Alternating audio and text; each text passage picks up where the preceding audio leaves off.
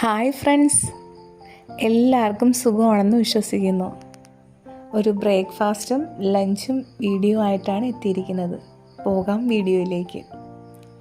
ആദ്യം തന്നെ മിക്സിയുടെ ജാറിലേക്ക് 1 കപ്പ് അരിപ്പൊടിയും 1/2 കപ്പ് മൈദ മാവും ചേർത്ത് അതിലേക്ക് വീണ്ടും 2 കോഴിമുട്ടയും ചേർത്ത് നന്നായിട്ട് ഒന്ന് അടിച്ചെടുക്കുക.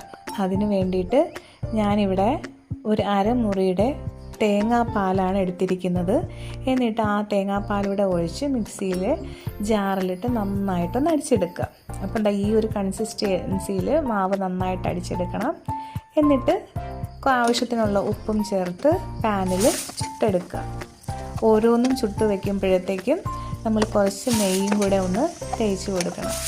ഓക്കെ, അപ്പോഴത്തേക്കും നമ്മുടെ ബ്രേക്ക്ഫാസ്റ്റ് പാലാട വെറൈറ്റി ആയിട്ടുള്ള രീതിയിൽ റെഡി ആയിട്ടുണ്ട്. ചിക്കൻ കറിയും റെഡി ആയിട്ടുണ്ട്. ചിക്കൻ കറിയുടെ വീഡിയോ ഒക്കെ ഞാൻ ഓൾറെഡി അപ്ലോഡ് ചെയ്തിട്ടുണ്ട്. അതുകൊണ്ടാണ് ഞാനിവിടെ കൂടുതലായിട്ടൊന്നും കാണിക്കാത്തത്. ഓക്കെ, ഇനി ലഞ്ചിൻ്റെ വീഡിയോയിലേക്ക് പോവാം. ആദ്യം തന്നെ ഒരു കുക്കറിലേക്ക് കുറച്ച് മിൽമ നെയ്യ് ചേർത്ത് കൊടുക്കുന്നുണ്ട്. അതിൽ നമ്മൾ കുറച്ച് അണ്ടിപ്പരിപ്പ് മുന്തിരിങ്ങയും ഇട്ടൊന്ന് റോസ്റ്റ് ചെയ്തെടുക്കുന്നുണ്ട്. ദെൻ അതിലോട്ട് തന്നെ ആ നെയ്യിൽ തന്നെ കുറച്ച് സവോള ഇട്ട് ഒന്ന് വറുത്തെടുക്കുന്നുണ്ട് കേട്ടോ.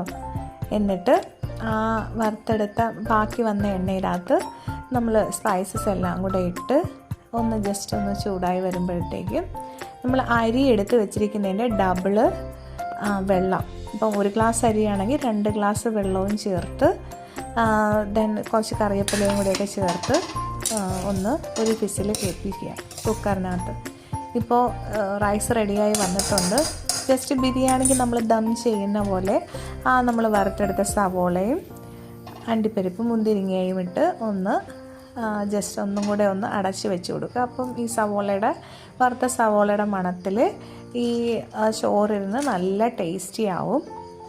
ഓക്കെ, ഈ രീതിയിലാണ് ഞാൻ ഇന്ന് ഗീ റൈസ് വെച്ചിരിക്കുന്നത്. നെയ്ച്ചോറാണ് വെച്ചിരിക്കുന്നത്. അപ്പോൾ ചിക്കൻ കറി ഉള്ളതുകൊണ്ട് ബ്രേക്ക്ഫാസ്റ്റിനും ലഞ്ചിനും ഓടുമെന്നുള്ള രീതിയിലാണ് ഞാൻ അങ്ങനെ ചെയ്തത്.